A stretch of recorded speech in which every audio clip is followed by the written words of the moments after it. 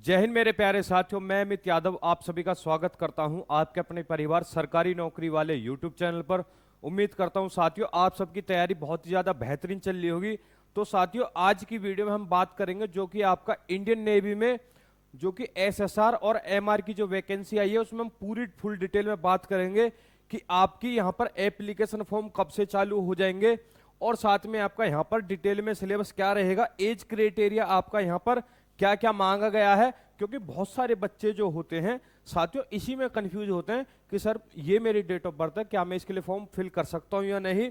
Selection process देखेंगे कि इसका सिलेक्शन प्रोसेस क्या क्या है, कितने आपकी इसमें स्टेज होने वाली है, मेडिकल में आपका क्या क्या मांगा गया है, कितनी आपकी इसमें हाइट चाहिए।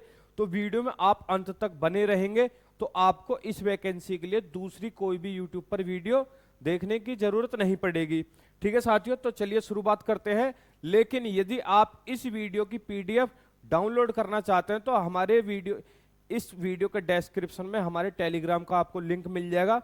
टेलीग्राम पर आपको इस क्लास की पीडीएफ आपको मिल जाएगी। ठीक है साथियों, ये जो नोटिफिकेशन है ये आपका ओवरऑल नोटिफिकेशन है जो कि आपको ऑफिशियली इंडियन नेवी ने जारी किया है।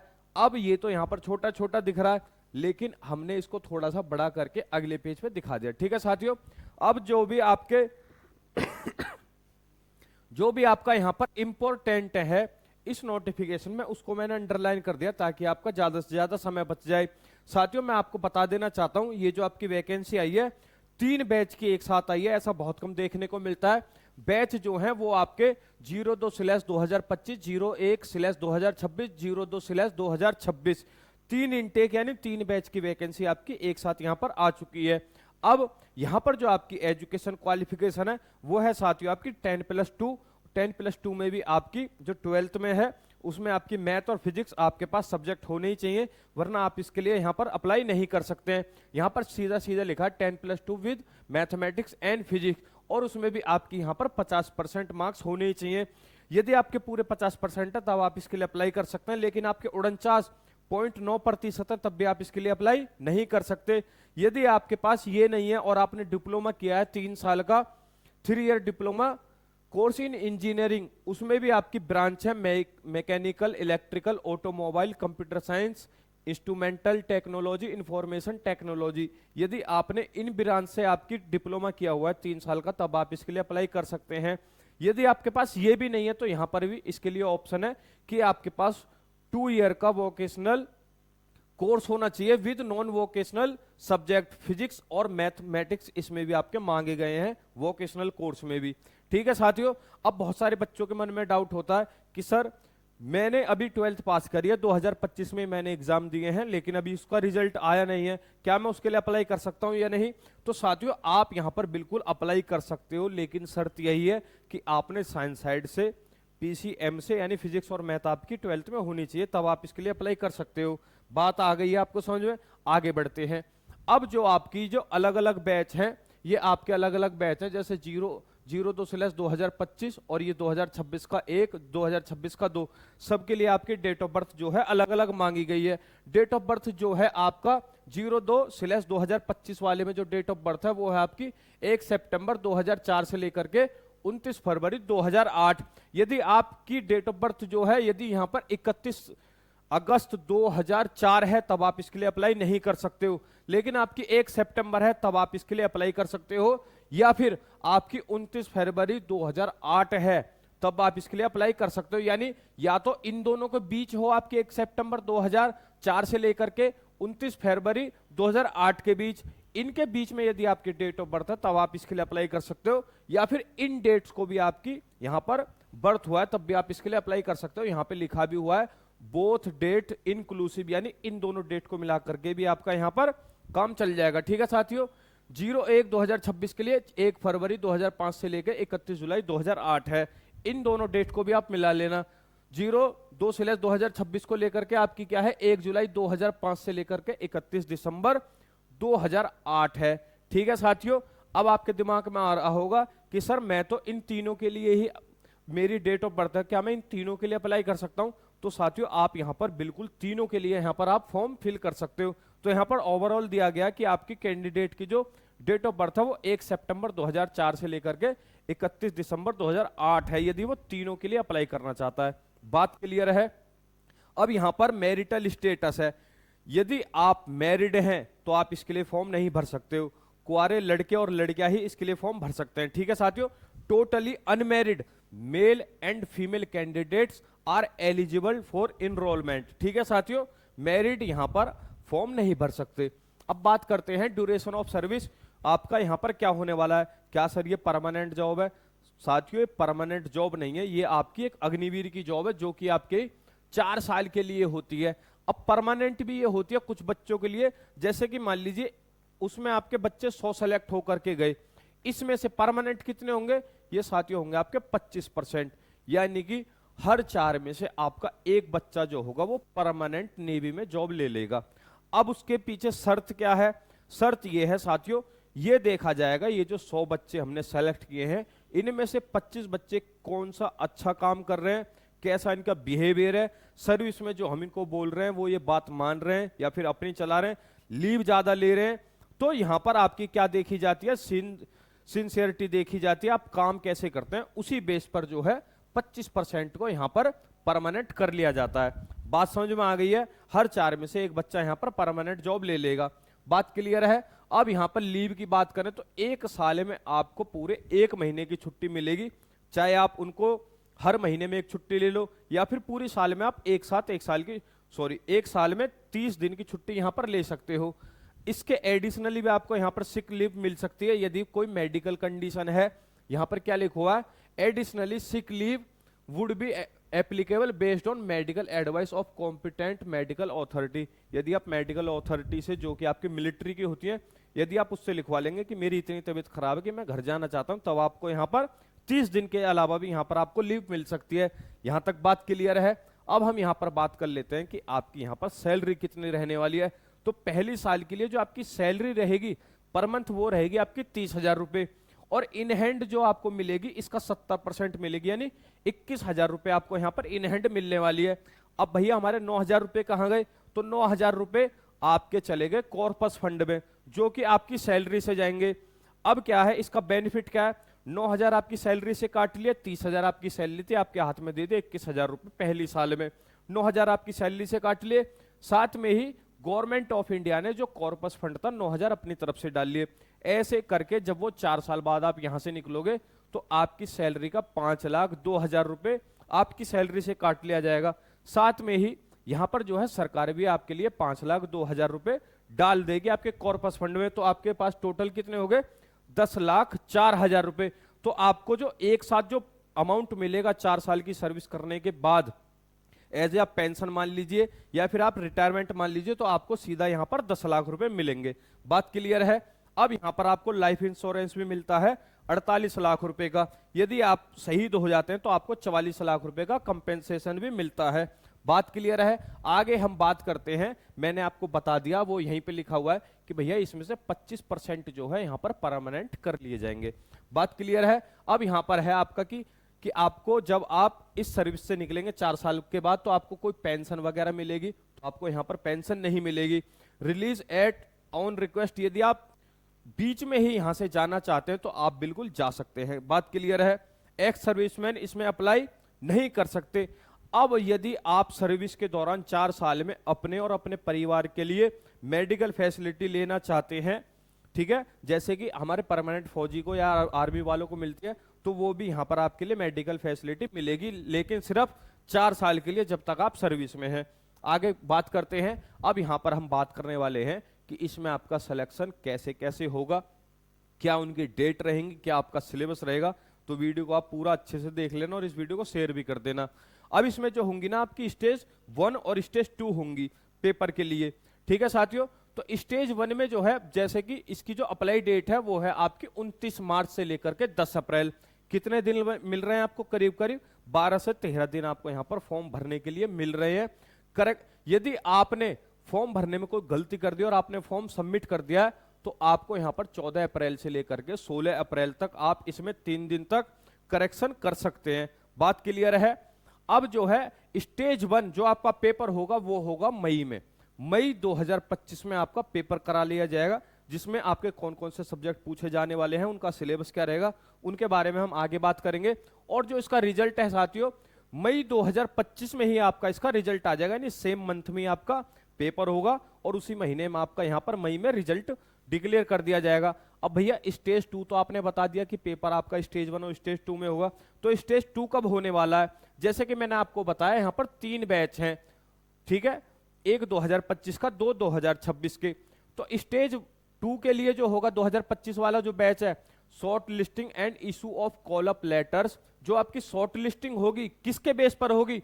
स्टेज 1 के, स्टेज 1 का जो पेपर होगा वो सबके लिए समान होगा, सेम डेट पर होगा। अब जो है इसमें जितने आप ज्यादा से ज्यादा नंबर गेन करेंगे उसी हिसाब से आपकी मेरिट लिस्ट लगेगी। वो मेरिट लिस्ट 2025 वाले बैच के लिए कब लगेगी? जून 2025 में, ठीक है साथियों। अब यहां क्या है, induction at Chilka for Agniveer, ये जो आपका चिल्का में आप जाओगे उड़ीसा में, ये आप कब जाओगे? ये जाओगे आप सितंबर 2025 में। तो आपकी अलग अलग बैच के लिए शॉर्ट लिस्टिंग यहां पर दे रखी है, डेट वगैरह दे रखी है, तो आप इनका स्क्रीनशॉट ले सकते हैं। आगे बढ़ते हैं, आगे हम बात करते हैं कि आपका इसमें टोटल कितने क्वेश्चन रहेंगे। तो साथियों आपके टोटल क्वेश्चन रहेंगे यहाँ पर 100, और एक क्वेश्चन जो होगा आपका 1 नंबर का होगा। और ये जो आपका पेपर होगा ये 2 लैंग्वेज में होगा, यानी कि जब आप पेपर दे रहे होंगे तो उसके लैंग्वेज के 2 मोड होंगे। आप हिंदी में पेपर दे सकते हैं, इंग्लिश में भी पेपर दे सकते हैं। अब यहाँ पर आपके उस पेपर में कितने सेक्शन होंगे? तो ये होंगे साथियों आपके 4, इंग्लिश, साइंस, मैथमेटिक्स और आपका general awareness. English, science, mathematics और आपका जनरल अवेयरनेस, यानी जीके जीएस जो होती है, हिस्ट्री, पॉलिटी, जियोग्राफी वगैरह जो होती है, वो आपकी जनरल अवेयरनेस में आ जाती है। किस लेवल का यहाँ पर पूछा जाने वाला है? तो साथियों आपका 10+2 लेवल जो है, आपने जो 12th में जो आपने पढ़ाई करी है मैथमेटिक्स की, साइंस की या फिर इंग्लिश की, उसी लेवल का आपका यहाँ पर पूछे जाने वाला है। अब यहाँ पर जो है आपका यहाँ पर सीधा सीधा दे रखा जो आपके सैंपल पेपर होंगे कि आपका पेपर कैसे होने वाला है। Sample paper for the examination are available. इस वेबसाइट पे आपको सैंपल पेपर मिल जाएंगे कि आपका पेपर कैसे कैसे होने वाला, क्या आपका सिलेबस रहेगा। तो आप इस वाली वेबसाइट से जाके यहां पर डाउनलोड कर सकते हैं। और आप कहोगे तो मैं इस वीडियो के डिस्क्रिप्शन में ये वाली वेबसाइट का लिंक दे दूंगा, ताकि आप देख लो कि भैया सैंपल पेपर क्या है, कैसा पेपर आने वाला है, कितनी हमारी तैयारी होनी चाहिए। ठीक है साथियों, तो वो भी मैं यहाँ पर आपके वीडियो के डिस्क्रिप्शन में डाल दूंगा। अब जो आपका टाइम है वो है आपका 1 घंटा। 100 क्वेश्चन करने हैं, 4 आपके सब्जेक्ट आएंगे, इंग्लिश, साइंस, मैथमेटिक्स और जनरल अवेयरनेस। 100 क्वेश्चन होंगे, एक क्वेश्चन जो होगा आपका 1 नंबर का होगा, टाइम आपको 1 घंटे का मिलेगा। बात क्लियर है? ये है आपका स्टेज 1 के लिए। अब हम बात कर लेते हैं यहाँ पर निगेटिव मार्किंग की। यदि आप 4 क्वेश्चन गलत करते हैं तो आपका एक सही जो है क्वेश्चन के नंबर यहाँ पर काट लिए जाएंगे। 1/4 यहाँ पर आपकी निगेटिव मार्किंग रहने वाली है। लेकिन यदि किसी कारणवश आपका पेपर नहीं कराया जाता है स्टेज 1 का, मान लीजिए बहुत सारे फॉर्म आ गए और बोर्ड के पास टाइम नहीं है भाई पेपर वो करा ले, या फिर मैनेजमेंट की कोई प्रॉब्लम आ जाती है, तो उस आपकी स्टेज में स्टेज 1 का सिलेक्शन वो स्टेज 2 के लिए आपकी कैसे करेंगे। तो साथियों वैसे तो पेपर हो जाएगा, वैसे इन्होंने नोट डालने के लिए डाल दिया, ठीक है। यदि आपका पेपर नहीं होता स्टेज 1 का, तो जितने भी आपके मार्क्स हैं 10th और 12th में, उसके मेरिट बेस पे आपकी यहां पर लिस्ट लग जाएगी स्टेज 2 के लिए। वैसे इसके होने के इतने परसेंट चांस हैं, 0.001 आप मान लेना, इतने होने के ये चांस रहते हैं। एग्जामिनेशन फीस की बात करें तो आपकी 550 रुपए है, और आपकी 18% यहां पर जीएसटी है। जीएसटी तो आपको भरनी ही पड़ेगी, ठीक है साथियों, आप बच नहीं सकते। अब तो एसएससी में जितने भी फॉर्म आ रहे हैं, 100 रुपए एसएससी का फॉर्म होता है, 18% जीएसटी, तो आपको 118 रुपए यहाँ पर एप्लीकेशन फीस देनी होती है। लेकिन इसमें जो आपकी एप्लीकेशन फीस है 550 रुपए आपकी एप्लीकेशन फीस है, और इसका 18% आप जोड़ लेना, तो 550 प्लस इसका 18%, उतनी आपकी यहाँ पर एप्लीकेशन फीस होने वाली है। अब यहाँ पर आपकी फीस यदि आपने एक बार पेड कर दिया तो आप उसको यहाँ पर वापसी आपके पास नहीं आएगी, ठीक है साथियों। अब यहाँ पर हम बात कर लेते हैं कि भैया इसका स्टेज 1 का जो है, तीनों बैच का स्टेज 1 का पेपर होगा मई में। रिजल्ट कब आएगा वो भी आपका यहाँ पर मई में ही आ जाएगा। बात क्लियर है? तो यहाँ पर वही लिखा हुआ है कि आपका स्टेज 1 का जो पेपर होगा मई में आपका यहाँ पर क्लियर करा लिया जाएगा, ठीक है। अब हम यहाँ पर बात कर लेते हैं कि shortlisting the candidate for the stage 2 processing for Agniveer SSR इन तीनों बैच के लिए ये जो है आपके, ये आपका किस बेस पर होगी, जो आपकी मेरिट, जो आपकी यहाँ पर शॉर्ट लिस्टिंग होगी स्टेज 2 के लिए, तो ये होगी based on the marks obtain in stage 1, कि आपने स्टेज 1 में कितने नंबर यहाँ पर गेन किए हैं, उस बेस पर आपकी यहाँ पर शॉर्ट लिस्टिंग हो जाएगी। बात क्लियर है। अब यहाँ पर किन किन बच्चों को पेपर नहीं देना है, तो आपके स्पॉन्सर कैंडिडेट जो हैं और आपके एनसीसी में सी लेवल का यदि आपके पास सर्टिफिकेट है तो उनको स्टेज 2 में डायरेक्ट बुलाया जाएगा। क्या उनका स्टेज 1 नहीं होगा? तो साथियों उनका स्टेज 1 यहां पर नहीं होने वाला है, क्योंकि इन्होंने एनसीसी में मेहनत करी है। यदि आपने नहीं मेहनत करी है तो वो आपकी गलती है। तो आपके पास यदि एनसीसी का सी लेवल का सर्टिफिकेट है और आप स्पॉन्सर कैंडिडेट है तो आपको डायरेक्ट स्टेज 2 में बैठने का मौका यहां पर मिल जाएगा। बात क्लियर है साथियों। लेकिन आपको जो है यहां पर स्टेज 1 के दौरान आपको अपने एनसीसी का सी लेवल का सर्टिफिकेट ओरिजिनल दिखाना पड़ेगा। ठीक है साथियों। आगे हम बात करते हैं यहां पर फिजिकल फिटनेस टेस्ट के लिए। भाई आपका नेवी का पेपर है, नेवी की ये सरकारी नौकरी है, तो आपके लिए इसमें फिजिकल तो होगा ही होगा। तो मेल के लिए जो है 6.5 मिनट में 1600 मीटर दौड़ लगानी है, फीमेल के लिए 8 मिनट में 1600 मीटर दौड़ लगानी है। ठीक है। उठक बैठक की बात करें तो मेल के लिए 20, फीमेल के लिए 15। पुशअप की बात करें तो 15 मेल के लिए, 10 आपकी महिलाओं के लिए यानी फीमेल के लिए। बेंट नी सिटअप के लिए आपका मेल के लिए 15 और फीमेल के लिए यहां पर आपकी 10 है। ठीक है साथियों। अब हम बात कर लेते हैं आपका स्टेज 2 में क्या क्या पूछा जाने वाला है। तो स्टेज 2 में भी आपका सेम ही सिलेबस है, सेम ही आपका एग्जाम पैटर्न है, सेम ही आपके यहां पर सेक्शन है। ठीक है। 100 क्वेश्चन होंगे, एक क्वेश्चन 1 नंबर का होगा, बाइलिंगुअल होगा, हिंदी और इंग्लिश मीडियम 2 होंगे आपके। यदि आप सोचें आप बंगाली स्टूडेंट है तो बंगला मीडियम में हमारा जो बंगला लैंग्वेज में पेपर लिया जाए, तो ऐसा नहीं होगा। या तो आपके पास पेपर को अटेम्प्ट करने के लिए हिंदी और इंग्लिश ही होगी। ठीक है साथियों। इंग्लिश, साइंस, मैथमेटिक्स और आपका जनरल अवेयरनेस ही यहां पर होने वाला है। अब यहां पे भी यही है कि भैया आपको यदि स्टेज 2 का भी सैंपल पेपर डाउनलोड करना है कि स्टेज 2 में कैसा पेपर आएगा, तो आप इस वाली वेबसाइट से डाउनलोड कर सकते हो। बात क्लियर है। 1 घंटे का आपका यहां पर पेपर होने वाला है। आगे हम बात करेंगे यहां पर मेडिकल के लिए। अब जब आपका आप यहां पर फिजिकल फिट भी हो तो उसके बाद आपका होगा यहां पर मेडिकल।